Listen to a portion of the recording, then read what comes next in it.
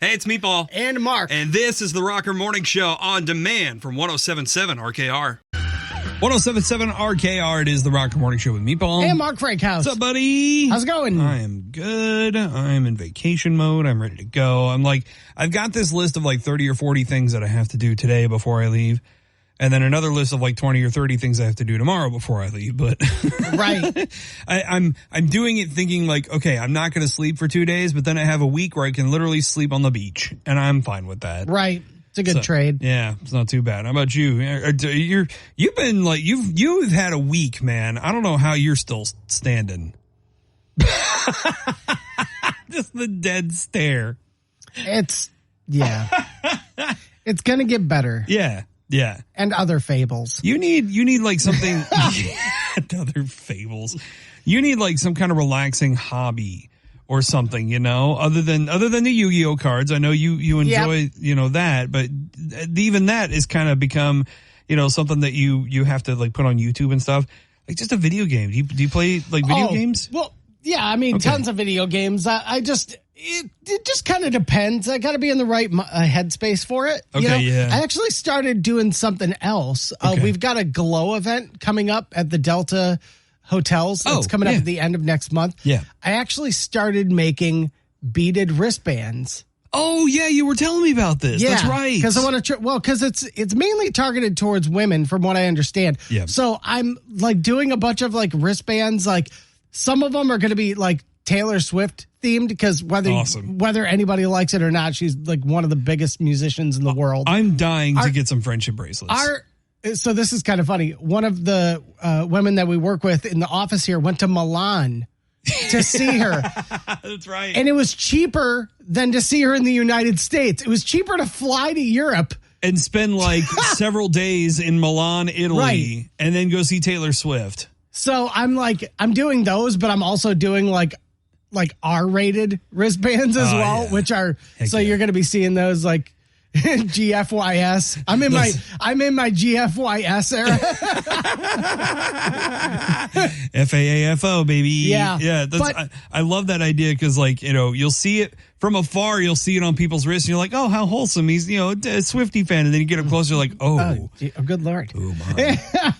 But video games are cool though. But our buddy Jake Black, man, it was like Christmas to him the other day with NCAA 25. It came out. He literally he usually has Monday off during the summers because he's, his kids are in town for the summer. So he spends time with them. But he took Tuesday off, and I was talking to him yesterday when he came back to the office, and he was like, I literally played that game all day. Right. And I get it, the game has been gone for 10 years. It's an exciting thing, and people loved the college football game. Yeah. But all day, man, I don't know if I could do that. I was like that at one time with Minecraft. And that one kind of sucks you in a little bit. But that's world building. This is college football. Oh, yeah. Yeah, I did the same thing with a video game called Fable for Xbox. Yep. And that was tough, too, because you start making very ridiculous rationalizations. You start thinking things that you've never thought before, and you start mapping out your day in ways that a normal human shouldn't. Right. I would be sitting there and I'd be looking at the clock and I'd be like, okay, it's 4:30 now a.m. If I stay up till 6 and play the game, I can sleep till maybe 1 in the afternoon, wake up, play for an hour, then go to work, come back, and I don't have to work till the afternoon tomorrow, so I can stay up till 7 a.m. tomorrow morning and play. Nobody does that. Nobody should be doing. That's video game math right there. That's right. The bad thing is I'm better at video game math than I am actual math. Yes, you start thinking you're a genius for just coming up with basic arithmetic. Yeah, you're if I only sleep 2 hours at a time every 3 hours, I'll be just fine. No, you won't. Well, something interesting with the NCAA 25 madness that's going around. It has exposed an old tradition with Michigan. Yeah. An odd one that I'm not even sure. You might know about it, but we'll find out in a little bit. Okay. We're going to talk about that later on this hour. It's coming up on the Rocker. 107.7 RKR. It is the Rocker Morning Show with Meatball. And Mark Frankhouse. Speaking of this crazy little thing called love, are you aware of the adopted ally of Slippery Rock University with the University of Michigan football. What? No. Okay. What is that? You've been to a University of Michigan football game before in the Big House, right? Yes. Okay. When they read off the scores, of all the different stuff, have you noticed that there's a weird score that they read every time for Slippery Rock University? No. It may not be as prominent a tradition now as it used to be, but this goes back 65 years to 1959. The PA announcer, Steve Filipiak, he would announce the scores from all around the league, going on, because we didn't have smartphones and the internet at that time. And while he was announcing, he just went rogue one time and started reading off really random scores, like just random teams and stuff. And one of them was Slippery Rock University, which is this very small, what they are now is a very small Division II school in Western Pennsylvania that has like maybe 3,500 students, I think. I think the town has 9,000 people. Wow. Or something. But they're affectionately known as the Rock. Well, Steve Filipiak not only went so far as to randomly announce the Slippery Rock scores during Big Ten games in Michigan and stuff. So he's talking about, Minnesota and Wisconsin and Ohio State and then Slippery Rock.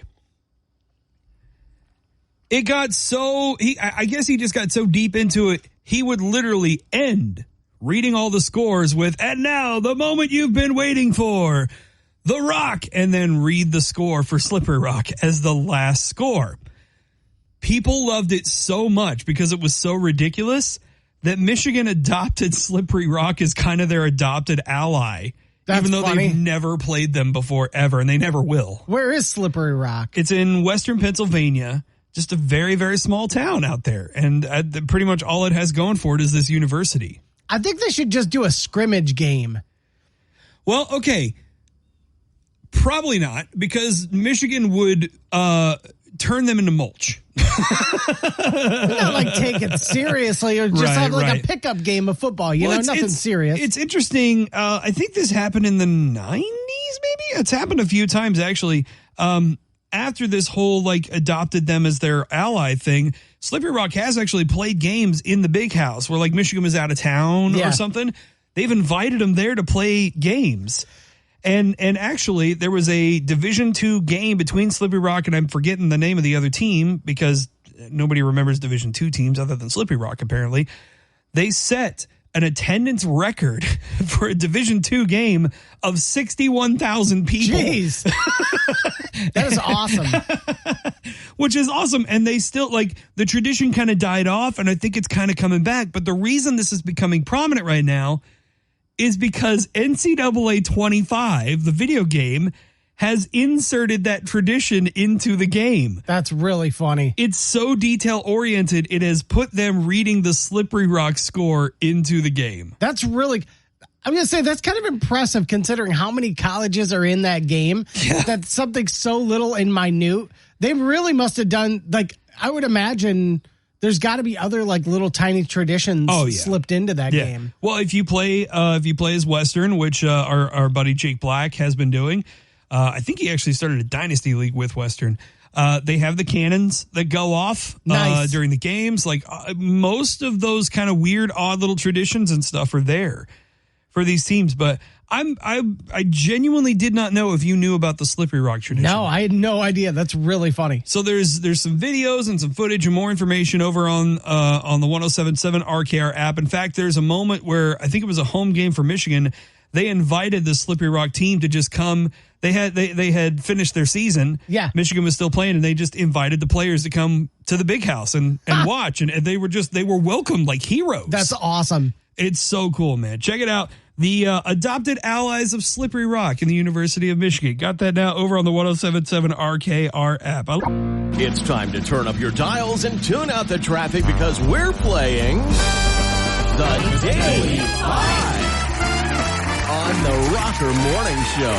Testing the mental magnitude of your favorite morning monkeys on the radio. And now, your hosts for the Daily 5, Meatball and Mark Frank House. It is the Daily Five where Mark and I ask each other questions. The other one answers. Today, Mark is asking the questions. I am answering, and I got some help on the line today from Patrick. Good morning, Patrick. How are you? Good morning. I'm pretty good. How about yourself? We're doing fantastic, Patrick. You got to help Meatball get 3 out of 5 questions correct. If you do, he'll tie it up and we'll force a game 5 tomorrow. If not, I will get the 3rd point and the win for the week. Can't let that happen, Patrick. You can if you want. No, I want to go out. I want to go to vacation with a win. These are going to be some interesting questions today. I'll tell you that because I forgot I was doing the Daily Five. Music. It's been a busy morning. Music is question number 1. Which of these was not a reason that Jethro Tull opted to not play Woodstock? Was it because they were uncomfortable with naked women, they were recording an album that eventually got scrapped, or they don't like hippies? I would say the second. They were recording an album? Yeah, I mean, that seems like the most logical. Well, yeah, which one of these wasn't a reason Jethro Tull opted out of? So 2 of these were reasons that they didn't play. Gotcha. I can't imagine a flute-playing metal band wouldn't like hippies. Agreed. That doesn't seem to make sense. What was the first one again? They were uncomfortable with naked women. Oh, I think it's 1 or 3, Patrick. What do you think? I would say 3, the hippie one versus naked women. All right, let's go with the hippies. Final answer. Hippies' final answer. Uh-oh. They were not recording an album. Oh. They were uncomfortable with naked women and they didn't like hippies. Really? Yeah. Wow. Which is kind of weird if you think about it. That band won a medal award over Metallica. Just a heads up. Okay, no problem. Question number 2 is history. Who was the first president of all 50 United States? Was it John F. Kennedy, Dwight D. Eisenhower, or Harry Truman? When was, let's see, Hawaii was the last state added, right? That's correct, yeah. When was Hawaii added, Patrick? That's the question. John F. Kennedy, Dwight D. Eisenhower, or Harry Truman? I think I would go with Eisenhower with just his time frame. That's kind of where my head was at, too. I mean, he was in the 50s. Yeah, it was Harry. That list was from newest to oldest. So, right. Dwight D. Eisenhower followed Truman. Kennedy followed Eisenhower. Just for context. Yeah, I would say Eisenhower is. Yeah, I'm with Patrick on this. I'm going to say Eisenhower. Final answer. That is correct. Eisenhower was the correct answer. That seems the timeline lined up better. Yeah. All right, this is entertainment. Okay. Which cartoon family lives at 62 West Wallaby Street? Is it Wild Thornberrys, Wallace and Gromit, or American Dad? Wait, the Wild Thornberrys live in a van that moves around, right? I know they travel. I haven't watched that show in forever, though. Wallace and Gromit? Yep, or American Dad. Wallace and Gromit was like an old man and like a dog. Right, it was like a bald guy and a dog. Yeah, that was like the claymation. Yeah, it was stuff, like a British show. That seems on par, I think. Yeah, that's what I'm thinking with it's a British show. Wallaby. Yeah, I would think the Wallace and Gromit. I'm with Patrick on this one. Wallace and Gromit. Final answer. That is correct. One more question right, and you seal the deal. Look at us using logic. All right. Dinosaurs. Yeah. Roughly how many species of dinosaurs have been discovered? Crap. Is it 700, 800, or 1,100? 700, 800, or 1,100? Roughly, how many species? Oh, my gosh. I feel like they discover a new one every day at this point. Yeah. With that, I would go... So is 800, 900, and 1,100? 700, 800, 1,100. Well, I mean, it seems like they do discover a new one all the time, so I would maybe go with the high number. Go on the high and go with 1,100? Yeah. We've got room to wiggle. We've got one opportunity to miss one, and I'm kind of on board with you, so let's Let's seal it. I'm going to go with Patrick again. We're going to say 1,100. Final answer. Oh, Only 700. Roughly really? 700. Yeah. Oh. It doesn't seem like that much, right? Oh, it seems like a lot more. All right, this is do or die. And there's 700 different types of Triceratops. This is entertainment again. Okay. Marion Morrison is the real name of what actor? Jamie Foxx, Kirk Douglas, or John Wayne? That is John Wayne, my dude. That is John correct. Wayne. Patrick, sorry to jump on you there, but Yep. that is John Wayne. Yep. Meatball forces a game 5 tomorrow. Stays alive, and congratulations, you have given Meatball reason to live another day, Patrick. Well, good. I'm glad. Pat, we're going to hook you up with Allegan County Fair tickets, brother. All right, I appreciate it, guys. Thank you. Listen, I take this game seriously, but not that seriously. That's the angel coming down from on high, giving Meatball another day. 107.7 RKR. It's the Rocker Morning Show with Mark Freikhouse. And Meatball. So, remember the Long John Silver's that was on West Main in Yes. Kalamazoo? Yes. A couple of years ago, it burned down, or it had a fire. Right. And it was actually condemned, and they had closed down. It wasn't too long ago that the Alamo Charter Township Planning Commission approved plans for a new building Okay. that would take place there. And it was actually for a new fast food restaurant. That's what the original plan had been lined up for. Nice. Well, we have actually gotten word that replacing the former Long John Silver's is Long John Silver's. Wait, what? Yes.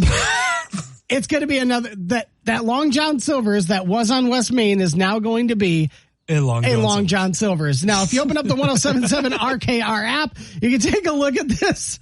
This is ridiculous. I don't think I've ever heard of this happening. Is a place catching fire and they go, you know what, we're going to, because back when this happened, I went to Google, and after they announced that they were closing down, it said permanently closed. Yeah. If you look it up now on Google, it says temporarily closed. I don't know how that they make those changes off Google, but that is freaking hilarious. Yeah, that's interesting. But they're going through a new transformation, the brand. They're going like new imaging. The goofy kind of cartoony name is getting more modernized, which again, they're making it look like a bank, just like every other company. They take the fun, goofy atmosphere and they go, no, Yeah. Long John Silver's serious business out here. Like what they've done with McDonald's that used to look like Right. a carnival, like a fun place for kids, Right. and it now looks like some repressive, like institution. Just not the company themselves, but like the outward appearances. It used to be goofy and fun, Yeah. and now it's like, welcome to the bank of McDonald's. it looks like the stuffy next door neighbors to the Griswolds in Family wild. Vacation. Yeah. It's wild. So that's kind of what this new transformation is. You can see the new logo up there because I kind of mixed it with the meme of Mo tossing out Barney and then Barney popping up behind him. I love the idea that like we're gonna class this place up. We're gonna make it real nice and fish, but it's called Long John Silver's, and you ring a bell when you walk out of the place. Yeah. You they literally serve the batter drippings as its own side dish. Yes. What Meatball's saying is this can't be happening. Yeah. If you thought this was the end, or if you thought this was the finale, you were wrong. Oh, God. 107.7 RKR is the Rocker Morning Show with Meatball. And Mark Frankhouse. Well, the Rocker Classic rides are in, and in fact, if you're driving through Paw Paw, you might see them out on the points there at Tapper Ford and Tapper Chevrolet. Yes. The trucks are there. The F-150 there at Tapper Ford, which I got to take out and drive a little bit yesterday. You're going to hear and see more on that a little later on. Oh, my God, dude. Like I was telling you, it's cruel that they put us in these brand new vehicles. And like, I'm not looking for a new vehicle right now, but I might also be looking for a new vehicle now. It is pretty wild. We're going to be over the next week or so, we're going to be putting you guys through a virtual test drive of these vehicles that are available for the Rocker rides, the Ford F-150, the Chevy Silverado. These vehicles We're super clean, guys. And one of you is going to win a free 2-year lease, all thanks to Tapper Chevy and Tapper Ford, Tapper Auto in Paw Paw. They are putting this up for you guys. They're going to put you in a brand new vehicle. I'm telling you. Meatball, you said this yesterday. It's like, I like my vehicle and everything. Yeah. But once you get in a new car, you're just like, oh, yeah. This is what it's like. This is what it's supposed to be like. Yeah, it doesn't smell like old French fries. 8 years of French fries on the floorboards. Well, we want to get someone registered for the Rocker Rides right now. 978-1077. Caller number 7, you're getting registered for the Rocker Rides. And again, we're going to be out at Warner Vineyards tomorrow for Heartbreak Tonight. The Eagles tribute going to be out there from 6 to 8, getting you registered for the Rocker Rides. But caller number 7, 978-1077. You're getting registered for the Rocker Rides. And want to thank our partners at Warner Vineyards and Tapper Auto in Paw Paw. 1077 RKR. It is the Rocker Morning Show with Meatball. And Mark Frankhouse. The headline to this next story, Mark, reads, Ohio man named Pancake arrested with multiple hamsters in his pants.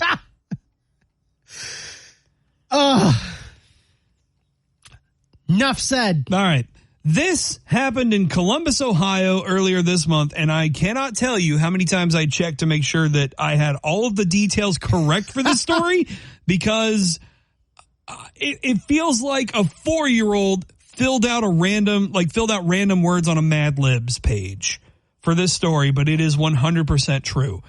Earlier this month, authorities arrested a man who they believe broke into multiple businesses in Columbus, Ohio, that included a pet store where the perpetrator freed multiple animals, which is ultimately what alerted authorities to investigate and find this guy. The Columbus Division of Police responded to the burglary alarms in the area, found 3 stores, including the pet store, a famous footwear, and a restaurant that had been broken into. They got a handle on the situation, even had to wrangle up several loose dogs, cats, and other pets from the store, but they realized that a number of hamsters were missing, and they mistakenly called them gerbils. That is an important part of this story because it comes into play in this next part. Soon, authorities located a person of interest, Matthew Pancake. That is his real name. Matthew Pancake was fast asleep on a bench in front of a Big Lots wearing a leopard print onesie.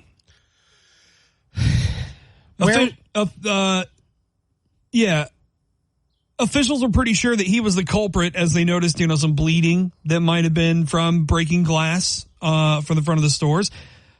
But, you can't prove that. Maybe he just hurt himself doing something else, right? If only they had a little more evidence to prove that he was their guy. Lo and behold, they did. They checked his pants, and I swear to you, this is a completely accurate and real quote that went out over the Columbus police scanner. Mr. Pancake, you're under arrest. Get on your belly. Our suspect has multiple gerbils in his pants.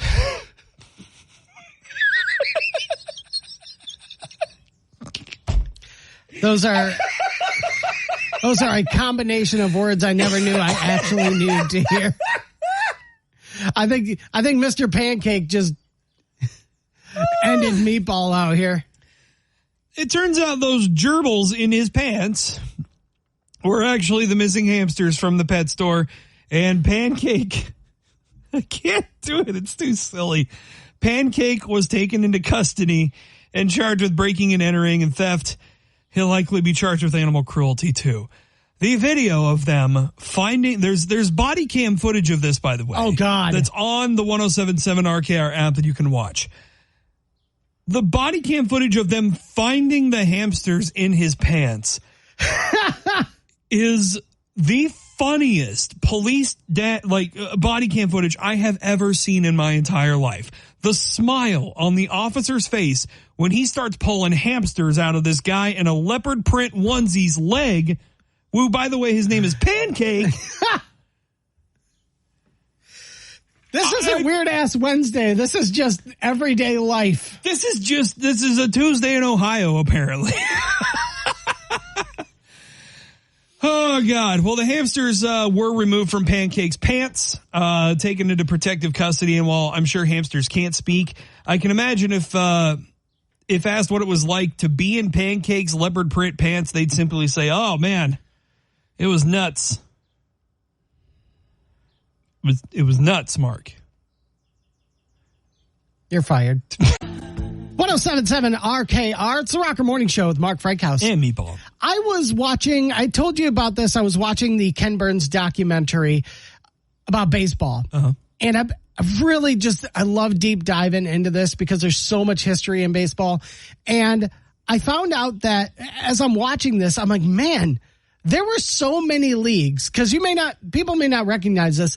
Major League Baseball is the combination of the National League and American League. Right. And they formed it under this umbrella of Major League Baseball. Right.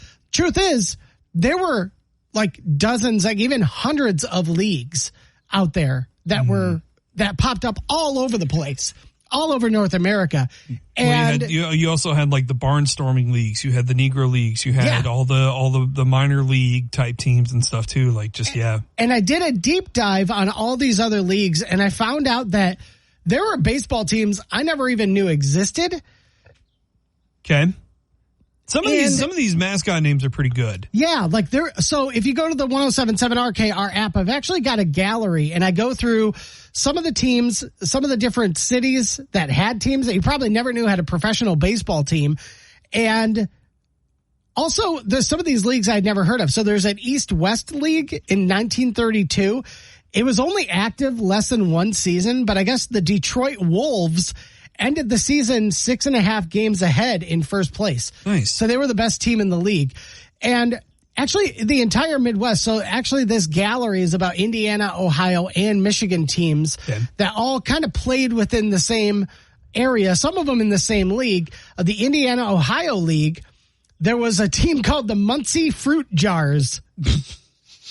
They were from Indiana, the Muncie, Indiana Fruit Jars. How do you run out of so many things to be a mascot that you're like, yeah, fruit jar, that's fine. Right. Another couple of interesting teams. One was based in Cincinnati, then Cincinnati, Indianapolis, then just Indianapolis. Also, Detroit. They all shared the same name, the Clowns. Oh, yeah. Yeah. Yeah. That was a Negro League team, right? That's correct. Yeah. There were some legendary players that came off the Negro League, off of the Clowns. Yeah. That we talked about before. But the Cleveland Red Sox. Yeah, there was also the Detroit Black Sox as well. The Indianapolis ABCs were kind of interesting too.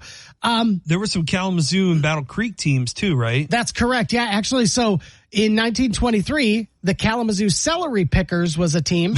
The next year, they turned to the Kalamazoo Kazoos. In 1924, Battle Creek had the Battle Creek Custers. Okay. The Bay City Wolves, Nice. they actually finished the 1923 and 24 season in first place. Okay. The Flint Vehicles, the Grand Rapids. This is the best. Okay. The Grand Rapids Bill Bobs.